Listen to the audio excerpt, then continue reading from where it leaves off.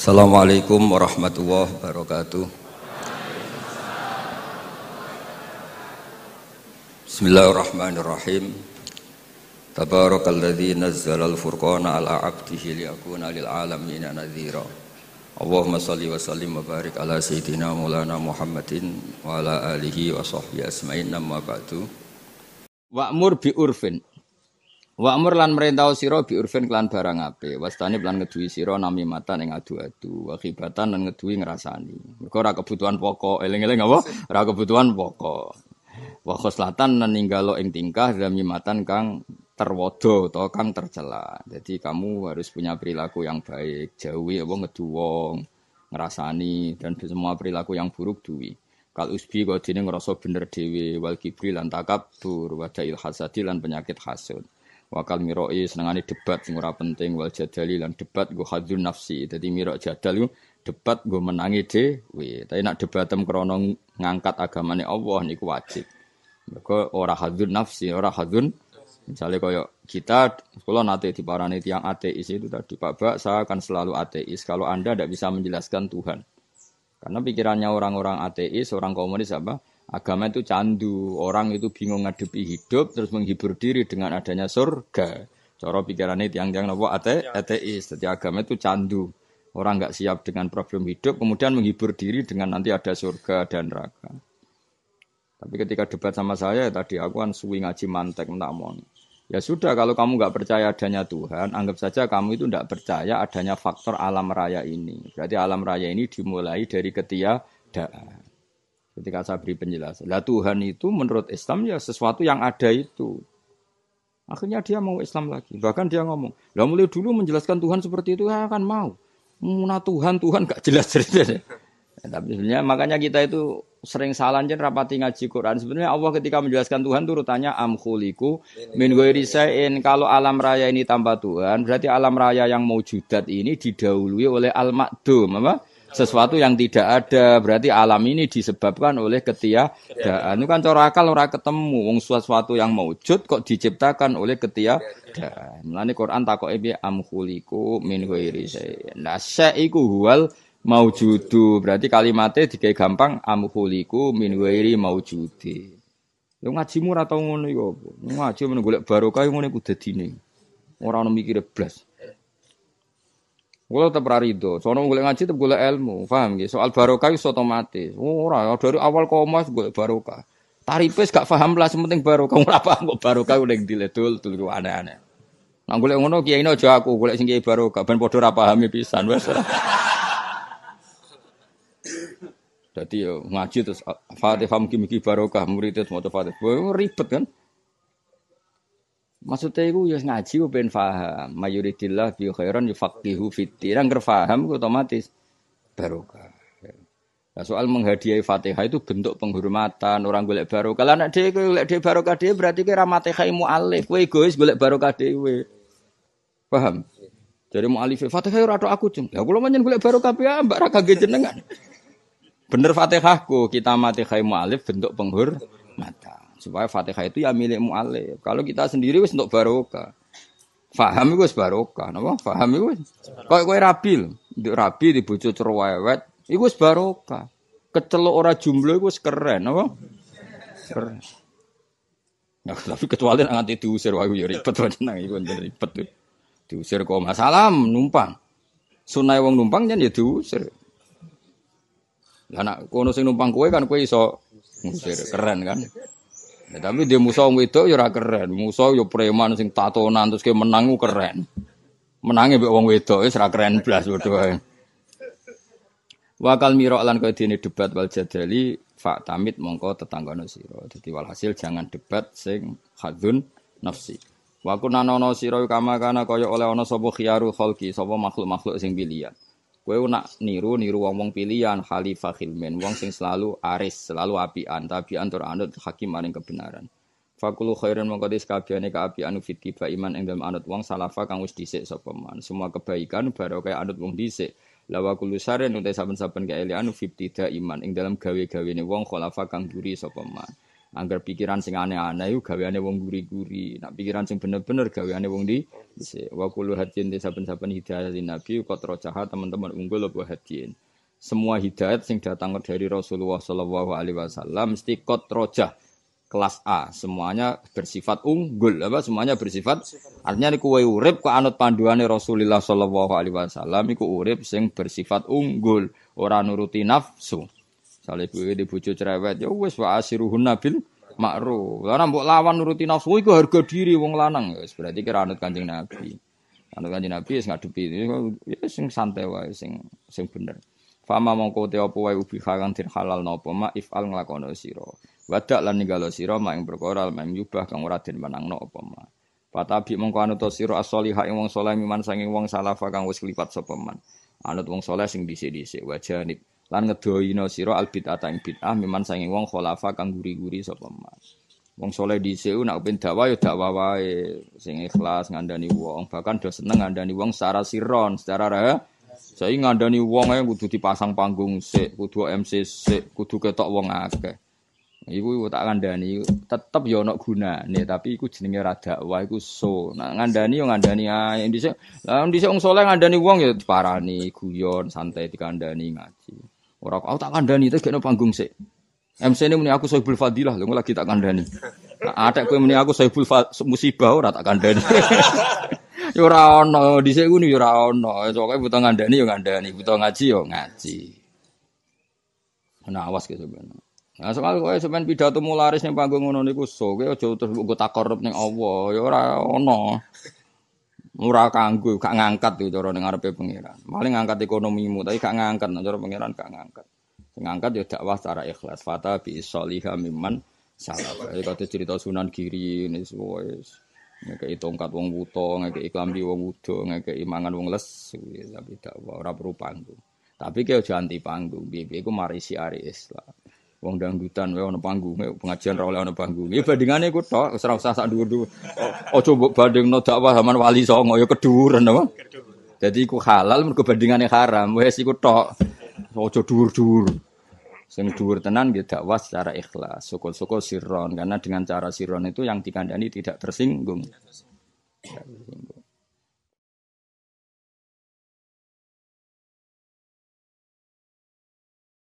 Amil fasta bi is-sholihah mimman salafa wa janibil bid'ata mimman khalafa. Hada ifham hada utawa hada utawi iki ku karanganku utawa ifham hada. Wa arjulan arep-arep ingsun Allah ing Allah fil ikhlasi ing dalem ikhlas. Minaria sanging riya mugi-mugi kita kabeh ikhlas sangka riya summa fil kholasi mongko nuli terbebas minar rajimi sanging setan sing dilanati. Jadi ikhlas dan selamat sangka setan summa nafsi selamat sangka nafsumu wal hawa lan hawa nafsu. Pola selamat kok setan tapi balane nafsune dhewe ya padha setan. Paman mongko disapane wong yamilu condong sapa mandiha ulak mare mengkono-mengkono rajim nafsiha wa iku balamu kabeh berarti kok hawa iku bener sesat sapa man. Wong kok amen nuruti nafsune dhewe iku sesat. Mondok wong bayangno ideal iki ya nafsu. Wes golek mantu sing pinter, sing iso khotbah, sing dinut masyarakat. Ya ribet to golek mantu kok kan syarat. Mondokno ora gelem ono pinter supaya dipek mantu. Wah iku dolim yakin to. Penak wae. Kulo bolak-balik tamoni tiyang sugih. Gus kulo gadho masjid wae. Wah badhe golek mantu sing hafid sing ngaten-ngaten. Pun Pak golek dhewe aku mendingan. Lah jenengan gak duwe gak. Mangkel wong jono. Nah ya akeh kiai sing ngono iku terus dituruti. Ya aku tak. Masane sekondang wis ngatur donya. Mesti biasa wae. Memangnya khotib ku syaratnya kudu alim. Syarat khotib alim ya ora ono khotbah sak donya.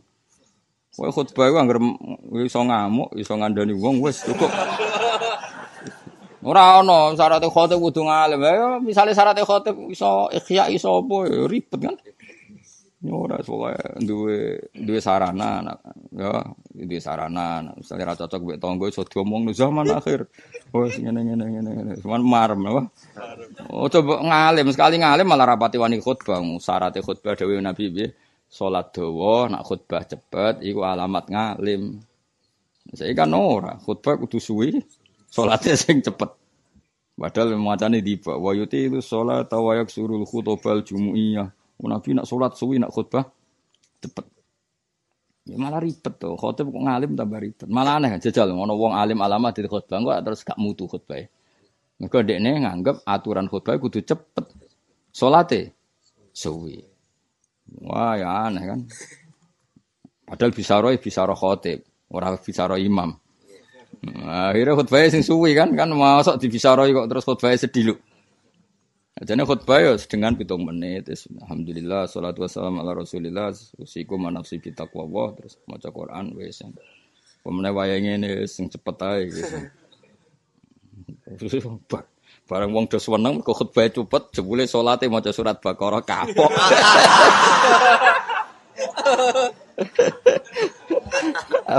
Wah, sempat dilem. Wah, hebat khutbah cepet. Nah, jebule pertama surat Baqarah, kedua surat Ali Imran. Kapok. Sakjane ya ngono sing bener apa wa yutilu sholata wa yaksurul khutbal jumu'iyah. Dadi apa alamate wong alim piye nak khutbah cepet, nak salat suwi. Nabi wong alim-alim zaman akhir nak maca tak iku suwi, maksudnya sesuai zaman. Terus ditakwili. Suwi sesuai zaman ya zaman akhir ya suwi ra nganti ngono. Maksudnya sabisma iku wis suwi di bangkul luhur. Ya wis. Akhirnya main sabisma mbek Al-Taka ya. Nah, Indonesia paling populer. Al-Taka hadis luhusya mbek sabisma. Wah iku wis suwi, Gus. Lah ben kok suwi? Bandingane kolhu. Wah ya wis nang ngono. Ya wis sauni-unimu ngono wis. Salat madhep ngulon ra ngetan wis apik ribet. Tambah diterangno tambah apa? Ribet.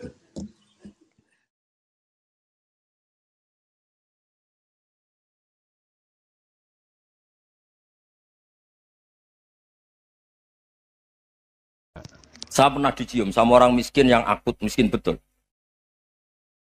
Itu tak ajarin Anda ini lebih hebat ketimbang orang-orang kaya. Misalnya gini. Misalnya ada komunitas rektor atau kiai besar. Saya ini kata orang banyak termasuk kiai besar. Mungkin kalau pinjam uang itu karena mau beli mobil, aksesoris mobil, karena kita kiai top atau rektor atau orang-orang top.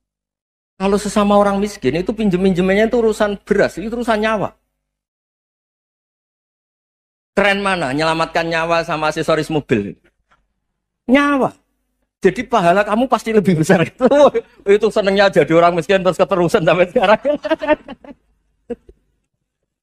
Oh itu, ya coba kalau menteri sama menteri, rektor sama rektor, kira-kira pinjamannya apa Pak Arso? Kan kalau mau beli mobil atau mau umroh VIP, pokoknya yang keren-keren. Kalau orang miskin pinjam karena apa? Makan kan, beras kan. Makanya kalau yang sedang miskin monggo lah, kalau ingin teruskan. Maksud saya Islam tuh seenak itu, Islam tuh segampang itu. Sudahlah yang sedang miskin ya keren. Karena sekali sosial itu urusannya apa? Nyawa. Tapi kalau miskin semua ya Indonesia bisa tutup kan.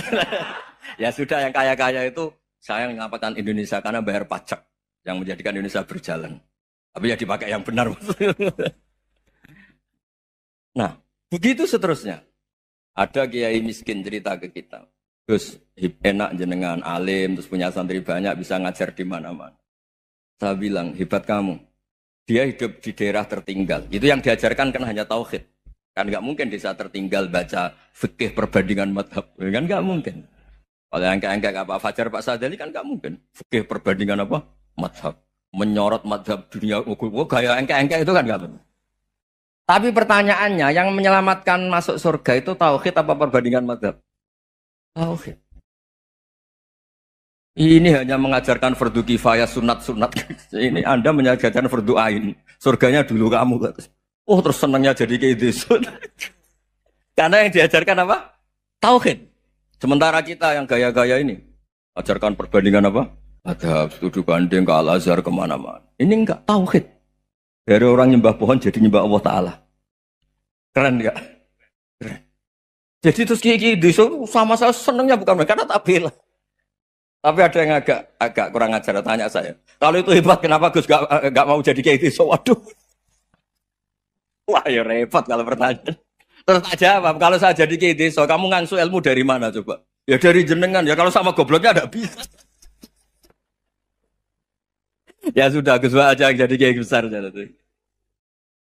Maksud saya, ya sudahlah kita begini seperti yang saya ajarkan di sini, saya sarankan supaya orang itu tahu. Ini namanya diroyah, apa? Makanya kata Imam Ghazali itu kalau kamu ingin sopan gampang melihat anak kecil, wa aqallu minni dzamban, dia dosanya lebih kecil. Karena masih kecil kan tentu secara dosa enggak banyak. Kalau melihat orang yang tua, wa aktsaru minni ibadatan, dia tentu ibadahnya lebih banyak karena umurnya lebih banyak. Sehingga terus semua orang lain tuh di depan kita itu hebat. Ya semua orang lain sama misalnya Pak ini rektor, Pak Fathul Wahid rektor. Tanggung jawabnya lebih banyak, berarti pahalanya lebih banyak.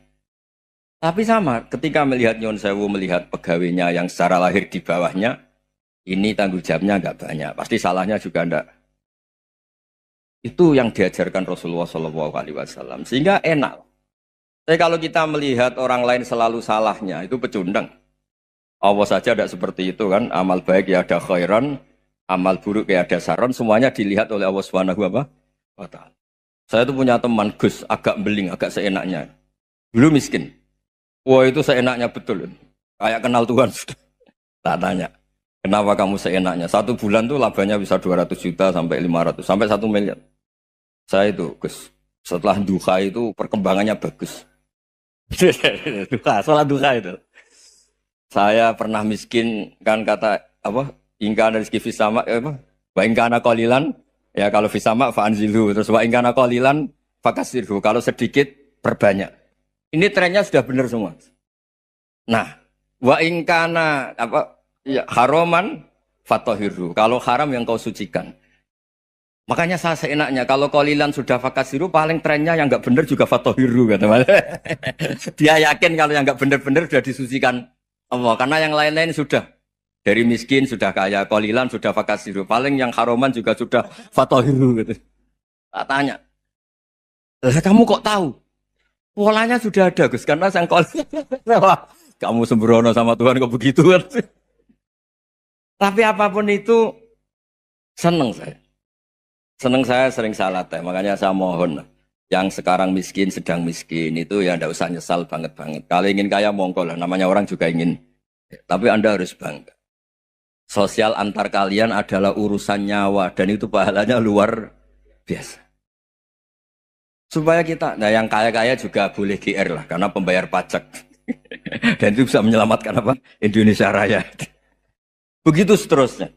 Itu yang diajarkan Nabi, antawadu'u hatta la yabghiya ahadun ala ahadin. Kamu semua harus tawadhu sehingga antar kalian tidak saling tidak sopan, tidak saling liar, tidak saling mendolimi. Termasuk tadi sikap gak jelas tadi. Orang dolim yang sekarang dolim bisa saja tobat. Yang sekarang soleh bisa saja nanti. Semuanya itu mungkin. Kita diajari ya muqallibal qulub tsabbit qalbi ala dini. Jadi keliru kalau kita dalam banyak hal harus tegas, gak mesti. Al halalu bayyinun wal haramu bayyinun. Tapi ada wa bainahuma umurun mustabihat. Ada yang wilayahnya itu abu-abu. Misalnya ada perempuan cantik misalnya, contoh paling gampang. Kalau kamu ajari secara serius, kamu bisa aja tergoda jadi fitnah. Tapi kalau orang soleh gak berani ngajarin, kemudian digunakan orang fasik, malah menjadi orang nakal, kita juga tanggung jawab. Kamu mau tegas gimana? Wilayahnya sama-sama mungkin.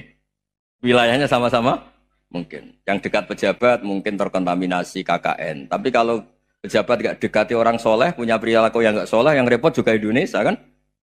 Nah hal-hal seperti itu kita tidak perlu ngambil sikap. Maksudnya nggak usah ngambil sikap, ya kita buktikan kalau milih satu madhab, kita buktikan semuanya lebih baik, semuanya lebih bermanfaat, semuanya lebih berperadaban. Karena nggak bisa dihindari wabena humai. Termasuk nyuwun sewu, saya mohon maaf sama mulai Pak Harso, Pak Lutfi sampai Pak Fathul Wahid. Saya ini termasuk kiai yang nggak suka dekat sama orang-orang top. Bukan karena hasud. Memang konstitusi kiai harus gitu lah, tamud dan na'inaika. Kenal orang lebih tinggi itu kan resiko. Misalnya saya kiai desa, mungkin punya keri tua sudah seneng, punya kijang tua sudah seneng. Gara-gara kenal Pak Wahid naik Kempri, waduh kok saya kalah itu. Kenal orang itu kan resiko. Mungkin dosen-dosen sini kalau kenal saya di Rembang juga resiko. Di sini gak ada cium tangan, biasa dosen, wah gak enak jadi dosen. Jadi memang harus dibatasin. Sekiranya mungkin orang itu, karena latamud dan apa? Ainaika ilham. Kamu jangan sering melihat orang lain yang mungkin secara lahir dapat nikmat yang lebih tinggi timbang Anda. Kalau kamu nggak bisa ngelola hati Anda bisa hasut, Anda bisa dengki. Paling tidak Anda bisa ada syukur. Saya itu sering didolani pejabat. Juga sering melihat pejabat di TV-TV. Naik mobil aja ada yang naikkan. Bahkan kalau wudhu itu anduk aja ada yang bawa. Itu kalau yang nggak kuat, wih naik jadi pejabat. Ya makanya terus konstitusi Kiai itu mengatur, sudahlah, mata kamu itu kamu batasin. Jangan melihat sesuatu yang potensi ya, potensi menjadikan Anda tidak apa? Syukur. Jadi saya mohon, ini memang konstitusi saya sebagai Kiai, jadi saya, tapi di hati saya tetap akrab. Saya doakan semua untuk UI, untuk semua orang Indonesia kita doakan. Kita ingin semuanya tambah baik, tambah. Tadi katanya mau naik kelas ya. Kalau naik kelas dari rumah saya niatkan mari mengkaji diroyah. Diroyah itu melogikakan riwayat. Jadi misalnya kita sering dengar Rasulullah SAW sering ngendikan kalian masuk surga itu bukan hanya berdasar amal, tapi berdasar anugerah Allah Subhanahu wa Ta'ala. Oke, kita sepakat amal kita, perilaku kita, ibadah kita andaikan dikompensasi dengan nikmat yang Allah berikan tentu tidak seimbang. Untuk membayar itu saja sudah lunas. Jadi Anda semua tidak berhak masuk apa? Surga. Sehingga di beberapa riwayat dijelaskan ada orang yang 500 tahun ibadah, nggak pernah maksiat. Ditanya sama Allah, kamu masuk surga karena apa? Karena ibadah saya ya Allah. Ya sudah, surga kamu 500 tahun saja, karena ibadah kamu 500 tahun. Ini cerita umur-umur orang dulu. Ya Allah, katanya surga engkau ini selamanya. Ya kalau yang selamanya itu rahmatku, kalau amal kamu terbatas ya surganya sesuai amal kamu ya terbatas. Ya sudah ya Allah, berarti masuk saya surga saya ini karena fadl engkau, karena anugerah engkau. Itu namanya apa? Diroyah. Diroyah itu satu kajian analisis di mana kita percaya riwayat, tapi kemudian punya logika, punya diroyah. Ini penting supaya tauhid kita ini kuat.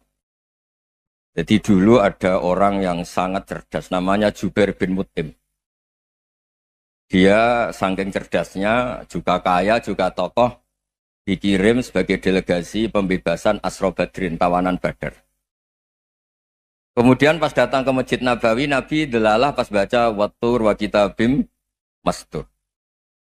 Sampai pada titik Nabi baca Am khuliku min ghairi syai'in am humul khaliqun. Apakah penciptaan yang sedemikian canggih itu dimulai tanpa perwujudan, tanpa sesuatu yang real, yang maujud? Orang itu langsung bersimpuh, matur, ya Rasulullah saya Islam. Saya ada qalbi yadir, hampir hati saya, otak saya, pikiran saya itu terbang. Karena logika yang dibangun ateisme misalnya, kalau alam raya ini dimulai dari nihilisme, berarti logikanya apa? Al-adamu yakhluqu maujudan. Alam raya ini kan maujud. Maujud itu ada. Kalau yang lebih dulu itu ketiadaan, berarti ketiadaan menjadi sebab kewujudan. Kalau dalam bahasa Arab itu al-adamu yakhluqu maujudan. Sesuatu yang harusnya nggak jadi faktor karena ketiadaan, menjadi faktor sesuatu yang nyata. Itu kan nggak masuk akal. Ya, kalau alam raya ini ada al-adam sing yasbiku maujudan, berarti alam raya ini al-adamu yakhluqu maujudan, suatu yang tidak ada menciptakan yang ada. Dengan logika itu terus kita ngaji, diajari sama guru-guru kita, sifat dasar Allah itu maujud. Wallahu maujudun qadimun. Terus masuk. Yang harus distatuskan pertama dari Allah itu apa? Maujud, wujud. Karena dengan wujud ini layak menjadi penyebab adanya alam raya ini. Sehingga ketika kita menolak faham nihilisme atau ateisme, faham tanpa Tuhan, tanpa pencipta awal, kita punya diroyah. Bahwa tidak mungkin ketiadaan ini menjadi sebab perwujudan alam raya ini. Yaitu amkhuliku min ghairi syai'in. Masa alam raya ini diciptakan tanpa sebab yang nyata, yaitu wajibil wujud. Siapa itu? Allah Subhanahu wa Ta'ala. Begitu juga menyangkut sholawat. Orang boleh beda pendapat tentang redaksi sholawat. Ada yang sholli ala Muhammad, ala Sayyidina Muhammad, Nabi Muhammad. Monggo lah, masalah redaksi saja. Tapi setelah dianalisis, Nabi itu Pak Rektor, jadi Nabi setelah Nabi Isa saking dihormatinya sampai dituhankan. Juga jadi Nabi yang ada cerita masih hangat, orang Yahudi itu bunuh Nabi. Jadi yang satu mendudukkan Nabi sedemikian tinggi sampai kayak Tuhan, yang satu menjatuhkan Nabi sedemikian rendah sampai dibunuh. Kayak apa susahnya jadi Nabi Muhammad SAW. Kemudian dengan gampang hadatin agama ini bikin syariat yang bernama sholawat. Redaksinya monggo lah sesuai tradisi masing-masing.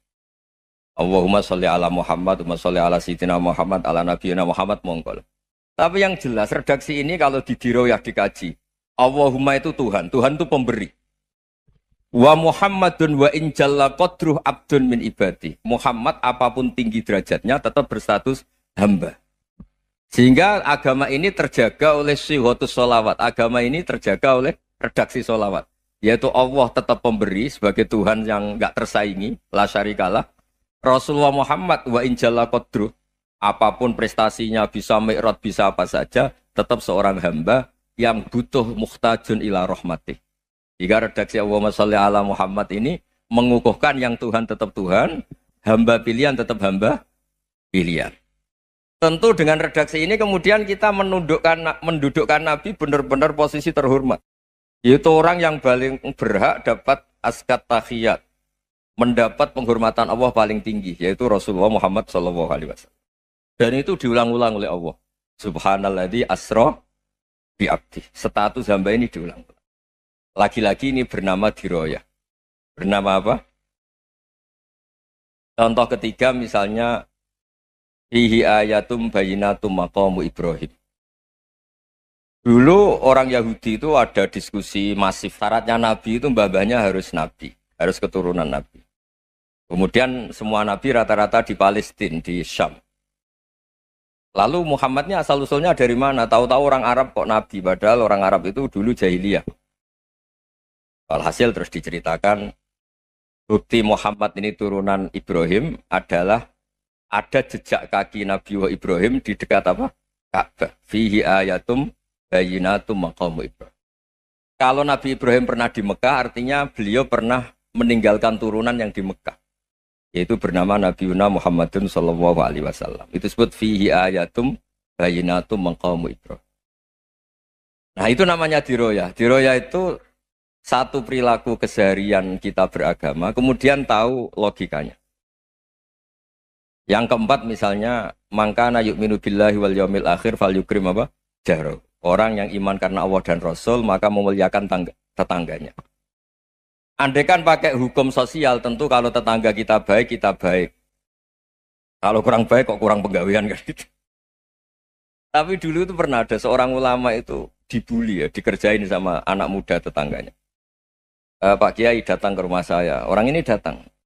Kemudian setelah di rumahnya, saya tidak jadi butuh sama Pak Kiai, silahkan pulang. Itu Kiainya senyum menikmati. Dan itu terulang 3 kali. Dibully seperti itu, dikerjain terulang 3 kali. Lalu tetap Kiainya tuh asik, seneng sekali. Lama-lama muda ini tanya, kenapa engkau tidak tersinggung? Padahal saya kerjain sampai 3 kali. Tak undang, terus tak suruh pulang. Tak undang, tak suruh pulang.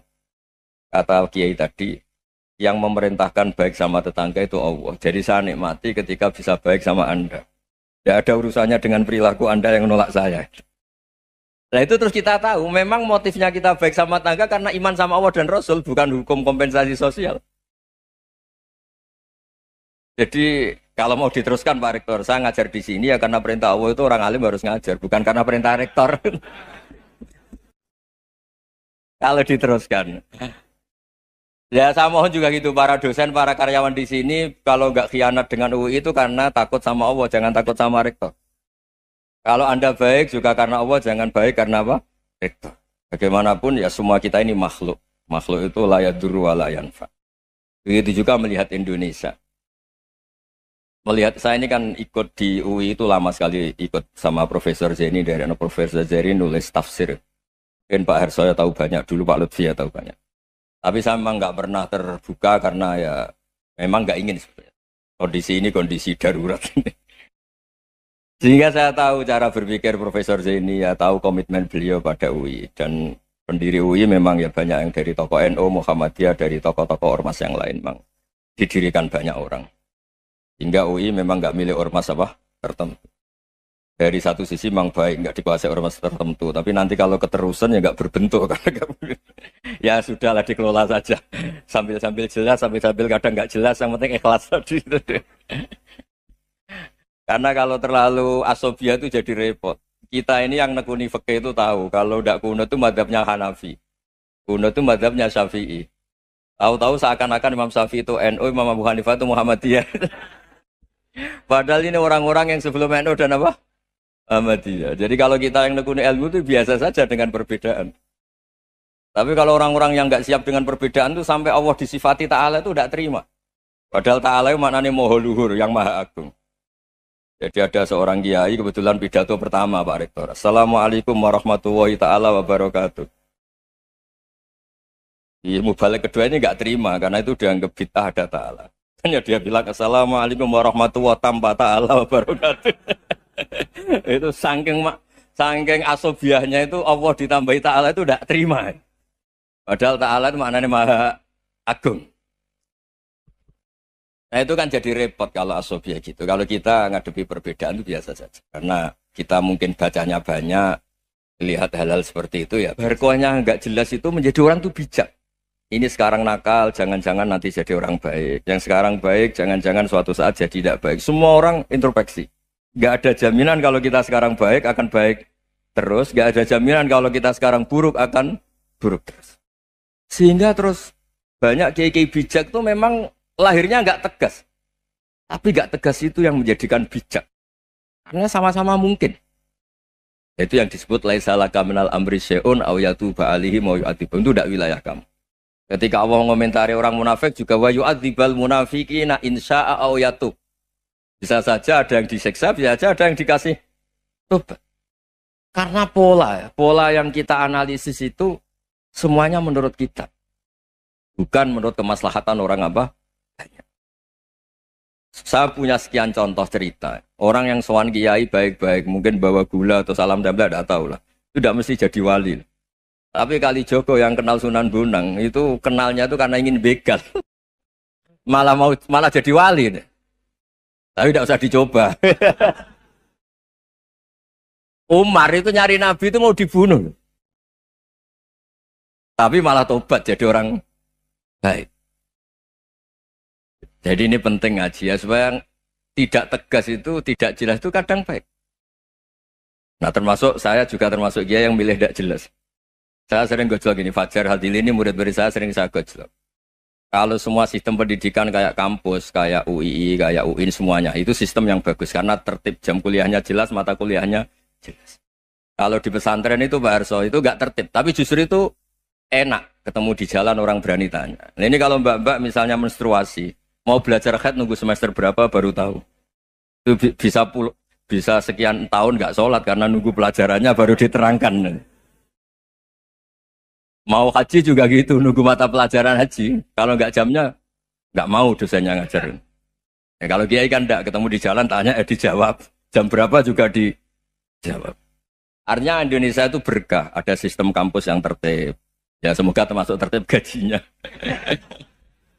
Tapi tertib gajinya itu juga sebenarnya rugi. Saya sering ada pegawai negeri Gus, tolong doain saja di PNS enak jadi. Gajinya tetap. Kata saya nggak mau kalau gaji saya tetap. Kok bisa Gus enak tiap bulan mesti dapat gaji. Kalau tetap nggak naik-naik kata saya. Kalau kiai gajinya nggak tetap, tapi di atas yang tetap kata saya. Artinya Indonesia itu berkah. Kalau semuanya pakai sistem pendidikan setertib ini, orang mau tanya haid ya nunggu pelajaran haid. Bab haji ya nunggu pelajaran haji. Tapi kalau ketemu kiai itu enggak. Ya semuanya saya pernah di pasar, Gus mau tanya apa? Anak saya keluar darah terus gini-gini. Padahal biasanya haid hanya 7 hari gini-gini. Ya sudah kembalikan ke biasanya rudat hilal adat. Itu enggak usah sowan ke rumah. Juga enggak registrasi dulu, enggak daftar dulu. Ya ini enggak nyindir cerita saja. Supaya ini bukti koalisi beneran. Jadi saya yang kiai enggak tertib jam, koalisi sama yang tertib jam. Jadi kalau semuanya sistem kampus, nanti pertanyaan itu enggak bisa on time, enggak bisa setiap saat. Makanya Indonesia itu berkah. Kiai-kiai yang alim yang di jalan-jalan banyak. Juga kiai yang di kampus, dokter-dokter fikih banyak. Yang nekuni ilmu umum ya banyak. Macam-macam. Itu masalah itu kalau saling mengadili itu baru masalah. Misalnya kiai ngeluh, enggak enak jadi kiai, enggak punya gaji tetap. Yang dosen ngeluh, enggak dicium tangannya. Karena memang unik Indonesia itu. Kalau guru fikih kok dosen itu tetap nggak dicium tangannya. Karena pikirannya anak-anak itu, wong sudah bayar disuruh nyium. Itu kayak di alam sadar tuh gitu. Kalau kiai itu kan anak-anak gak bayar itu. Ya opanya cium tangan itu. Makanya kalau kiai-kiai tidak keramat bisa mati karena cium tangannya doang itu bisa mati itu kiainya. Ya ini cerita supaya saling menghormati apa saling. Nah dulu itu perbedaan itu urusan sudut pandang. Ya saya ulang lagi perbedaan itu sudut. Allah yang Tuhan saja sering didebat sama nabi-nabinya karena urusan sudut pandang apa? Saya beri contoh ya. Suatu saat Khalilur Rahman Ibrahim itu saatnya meninggal sama Allah, Israel disuruh. Israel itu Ibrahim saatnya meninggal, ambil nyawanya. Setelah datang ke Ibrahim, ya Khalilur Rahman Ibrahim, saya disuruh nyabut nyawa Anda. Itu Israel dipaksa mikir sama Ibrahim. Hal ra'aita khalilan yumitu khalilah. Kamu tahu orang yang mencintai kemudian bunuh yang dicintai. Itu logika agak benar. Akhirnya Israel kan gak biasa debat. Kan gak dilatih debat. Gak pernah ikut lomba UI debat ilmiah. Dia taunya nyambut nyawa aja. Kembali ke Allah. Ya Allah, kata Ibrahim, hal ra'aita khalilan yumitu khalilah. Masa kekasih bunuh yang dicintai ya. Tapi kata Allah santai. Bilang ke Ibrahim, hal ra'aita habiban yakrahu ayyalqa habibah. Masa katanya dia cinta saya, kemudian ketemu saya tidak berani. Israel mater lagi. Logikanya gini, Ibrahim, masa yang dicintai sama yang ketemu yang dicintai nggak berani? Ya udah ketemu aja. Katanya yang meninggal itu. Artinya kamu bisa saja GR tidak mati-mati karena merasa dicintai, atau ingin mati karena mencintai. Nah, maksud saya hal-hal seperti ini orang UI pasti gak jelas. Katanya cinta Allah suruh mati ya nggak mau. Gak jelas kan? Dibilang gak cinta juga gak mau. Tapi dibilang cinta kalau ukurannya mati juga gak mau. Nah, tapi dalam banyak hal gak jelas itu penting, Pak. Penting sekali. Buatan guyon. Saya beri contoh sekian ilmiah, gak jelas itu penting. Rasulullah Shallallahu Alaihi Wasallam itu dalam banyak hal itu disuruh Allah, memang disuruh supaya ngambil sikap seperti itu. Karena Allah itu punya otoritas penuh untuk bikin orang itu baik atau tidak baik. Wahsy itu yang membunuh Sayyid Hamzah, orang paling dicintai Nabi di antara yang dicintai Nabi. Qatalahu Wahsyun, dibunuh oleh Wahsy. Nabi secara basarnya itu nggak suka sama Wahsy. Sampai cara lahir ya ingin corong Jawa, ingin masuk nol. Tapi apa kata Allah? Laisa laka minal amri syai'un aw yatuba alaihim aw yu'adziba. Itu tidak wilayah kamu Muhammad. Malah Wahsy dikasih tobat sama Allah. Khalid bin Walid. Itu perang Uhud kalah itu karena ide brilian Khalid bin Walid. Pas itu masih panglima kafir. Yaitu pura-pura kalah, ghanimah dilepas, sahabat turun, pasukannya naik, walhasil orang Islam kalah. Khalid bin Walid akhirnya juga masuk Islam. Orang yang secara basariah Nabi itu enggak siap. Kebalikannya juga ada. Sa'labah itu orang sampai gelar hamamatul masjid. Ini pas ngaji mesti ingat. Salah. Dia di masjid terus. Setiap habis salam tuh lari. Karena istrinya nyuwun sewu masih berpakaian yang tidak pantas. Kenapa engkau terburu-buru pulang? Pakaian yang dipakai istri saya sekarang saya pakai. Ya pakaian sarung itu kayak Pak Rektor kan fleksibel. Ini khusus mau Ramadan. Tidak akan sarungan terus. Gak usah khawatir. Jadi ini tadi sudah perjanjian. Saya yang kiai celananan, beliau yang rektor pakai sarung. Jadi iya. Supaya itu barter madhab. Tapi hanya sekali ini aja, bukan. Jadi jangan diharapkan ini jadi tontonan terus-menerus. Dan ini barter madhab. Saya sama Profesor Kores juga sering gitu. Saya pakai sarung yang dihadiahi beliau pakai sarung yang dihadiahi saya. Memang itu tradisi Islam. Tahadau tahabu, kamu saling memberi hadiah maka kamu saling mencintai, bukan riswah, bukan riswah. Walhasil terus Sa'labah ini saya didoakan Nabi supaya saya kaya, supaya tidak sering ganti-ganti pakaian seperti ini sama istri saya. Jangan-jangan kamu miskin itu lebih baik. Ngotot minta didoakan. Didoain Nabi kaya terus lama-lama ninggal sholat, ninggal jamaah. Itu Allah belum tersinggung. Yang mulai Allah tersinggung itu kan saya sering fatwa di mana-mana, sering memberi saran. Mumpung kamu miskin itu sering sedekah. Karena kalau sudah kaya itu tidak bisa. Saya memberi analogi gini. Kalau saya masih santri miskin, punya uang 100.000, diminta guru saya 50 tak kasihkan. Padahal itu 50 Punya 2 kambing kurus, diminta guru saya 1 pasti tak kasihkan, padahal itu 50%. Jadi kalau punya sapi Brahman atau sapi limusin yang harganya itu 100 juta, punya 2, diminta 1 boleh enggak? Enggak boleh. Saya punya motor butut 2, diminta teman saya 1 boleh, tapi kalau Davidson Harley itu enggak boleh itu. Nah, walhasil itu kalau kita miskin, misalnya kita zaman kuliah atau zaman mondok atau zaman apa saja, punya uang 100.000, narik temannya sampai 50.000 kan biasa. Tapi setelah 1 miliar, berani nggak kamu kasihkan 500 juta? Sama-sama 50%. Enggak kan? Nah salabah gitu, ketika zakat masih per 40 kambing 1 kambing, itu sebenarnya kan masih ringan. 41, 82. Kambingnya itu sudah mabenal jabalen. Barang dihitung zakat karena sudah ribuan, jumlahnya sampai 400 kambing. Banyak lah pokoknya. Terus kata salabah, ini pemerasan. Karena jumlahnya besar. Allah tersinggung karena nabinya dianggap narik zakat itu dianggap khorot, dianggap pemeras. Allah tersinggung kemudian fa'aqobahum nifakon fi qulubihim ila yaumil. Dia ditetir munafik. Semenjak itu terus tadi kembali gak jelas tadi. Jadi kalau makanya itu pakar-pakar akhlak ya, pakar-pakar etika peradaban. Itu tertampar betul ketika Nabi urusan ilmu itu mengabaikan itu kalau sudah urusan ilmu. Misalnya begini, ada urusan ilmu, ada mbak-mbak cantik atau ibu-ibu cantik.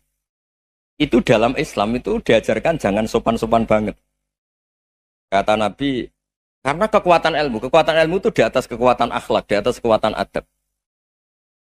Ya nisa an-nabi lastunna ka ahadim minan nisa. Ini taqaitunna fala takhdu'na bil qaul.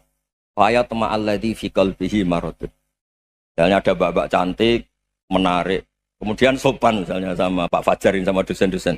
Monggo binara. Wah itu bahaya pikirannya kemana-mana itu. Orang yang imannya pas-pasan, wih berarti mau. Maksud saya kalau cantik, menarik ketemu di jalan biarin aja dosennya mau kemana biarin aja. Gak usah dihormatin. Kalau dihormatin, Pak mau kemana sadar no bisa bahaya. Tak biarin aja. Kalau tanya, Dek ini alamatnya mana? Cari sendiri Pak. Karena hanya dengan cara itu si Pak dosen ini gak kepikiran. Gak ada orang suka orang kedus itu gak akan. Tinggal sudah cantik, sopan. Wah bisa pikirannya macam-macam. Itu ilmu. Fala takhdu'na bil qaul. Kamu jangan terlalu lirih kalau ngomong. Fayat ma'alladhi fi qalbi maradun. Orang yang pikirannya masih kotor pasti berpikir yang negatif. Anda mungkin demi sopan sama dosen Anda. Tapi sejauh mana dosen Anda juga berpikir positif. Itu kan uji iman sama uji nyali. Nah, sama pejabat yang sopan sama kiai mungkin punya Alphard, punya Robicon, punya terus bawa uang banyak. Terus sama kiai cium tangan hormat. Jangan-jangan kiainya yang pikirannya macam-macam. Ini berarti bisa jadi muhibbin potensial misalnya. Nah, saya ini termasuk kiai yang pengagum ilmu. Sehingga saya sama orang yang medit, yang kikir sama saya itu saya senangnya bukan main. Kenapa? Karena kalau orang medit itu gak berhak. Kalau orang lomo 1 juta minta surga, 2 juta ya minta apa? Surga. Gus, salam template. 200.000 aja kadang minta surga. Tapi kalau yang kikir-kikir ya sudah salaman tok sudah. Gak minta apa-apa. Kan dia tahu diri, oh gak bayar kok minta. Maksud saya, Islam itu luas. Dinikmati saja, Pak. Dinikmati saja. Nah itu diroya. Maksudnya itu diroya. Diroya itu, kamu tahu aturan Islam itu kamu harus yakin khairihi wa syarrihi minallah. Semua itu ujian. Tapi kemudian dikaji. Makanya saya ini termasuk pengagum Imam Syafi'i. Imam Syafi'i itu dikasih tahu. Ada orang yang di depan engkau cium tangan hormat tuh di luar ngomong-ngomong, ngata-ngatain Anda. Imam Syafi'i tertawa-tawa sewenang. Loh, ada ini dikata-katain di luar kok. Kok tidak kamu anggap munafik malah tertawa. Berarti saya wibawa, di depan saya nggak berani. Dianggap enteng saja. Dibilangin, sebagian orang kampung sini nggak suka sama engkau. Baguslah, tidak akan pinjam uang sama saya. Di mana-mana orang pinjam minta tolong tuh karena seneng. Kalau benci kan enggak. Intinya dianggap enteng saja. Yang terjadi di dunia itu semuanya dianggap enteng saja. Man asa ilaika faqat atlakoka. Yang berburuk sama kamu itu membebaskan kamu. Coba kalau akrab, titip. Ya misalnya akrab sama Pak Fajar, bilangkan ke Pak Rektor, sangkap tuh jadi guru tetap atau apa kan ribet. Kalau tidak cocok kan nggak minta apa-apa. Makanya hati-hati Pak Rektor sama yang akrab-akrab itu. Itu dulu saya juga nggak paham. Di antara wasiat Bapak yang sering diulang-ulang tuh itu. Suatu saat kamu jadi kiai, ngelola orang nggak seneng tuh gampang. Sudah, situ orang lain. Tapi kalau ngelola orang nggak orang seneng tuh repot. Mintanya aneh-aneh. 100.000 aja minta surga. Hanya teman tenis saja minta naik jabatan. Intinya itu ya sudahlah dikelola. Yang seneng ya berkah, mungkin teman berjuang, teman diskusi. Yang nggak seneng ya berkah, karena ini tidak minta macam-macam, enggak seneng. Nah itu namanya diroya. Diroya itu satu kajian keilmuan yang menjadikan kita ini nyaman dengan riwayat-riwayat panduan-panduan dari Rasulullah Shallallahu Alaihi Wasallam. Kayak tadi, kenapa sih tentang baik sama tetangga, baik sama tamu, hitung-hitungannya itu mangkana yu'minu billahi wal yaumil. Jadi Allah ngendikan marojal bahro ini napa yal taqiyan. Dua mata air itu dipertemukan. Itu banyak muara sungai itu bermuara teng napa laut. Kados kali Kapuas, kali pundi-pundi ini sawangane bermuara teng laut. Yal taqiyan di sawangane ketemu. Tapi itu semua hanya firoil apa? Ini dalam pandangan.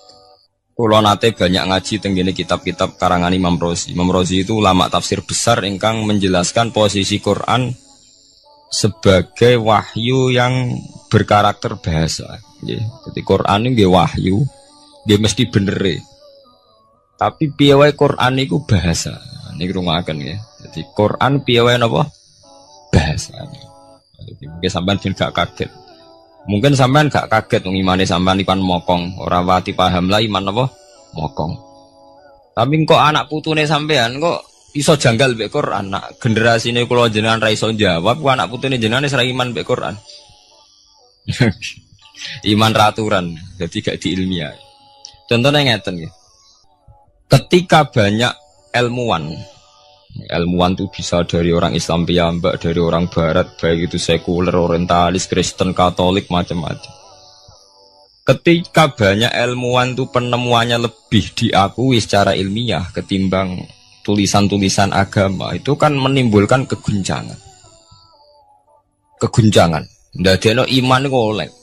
Misalnya ngeten sing terkenal. Mungkin jenengan sering pireng.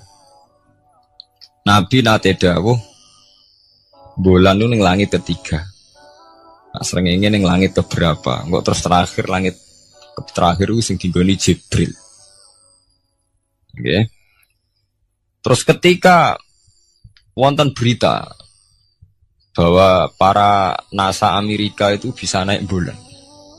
Rata-rata kiai desa dulu gak percaya. Nabi Muhammad sing nabi nak munggah ning gone bulan tak pamit mbek Jibril ngono ae ra mesti dibukakno ngenteni diintegrasi saiki sapa Muhammad wis sapa Jibril bukakno. Itu satu contoh. Kula dek dalu ngaji kalian santri-santri kula terangaken. Jadi masalah utama umat Islam itu antara lafat ngene iku lugat iku terus diimani nganggo karpe dhewe. Lha iku sing dadi masalah utama. Lugat ya bahasa itu diimani menurut karpe dhewe. Wassalamualaikum warahmatullahi wabarakatuh.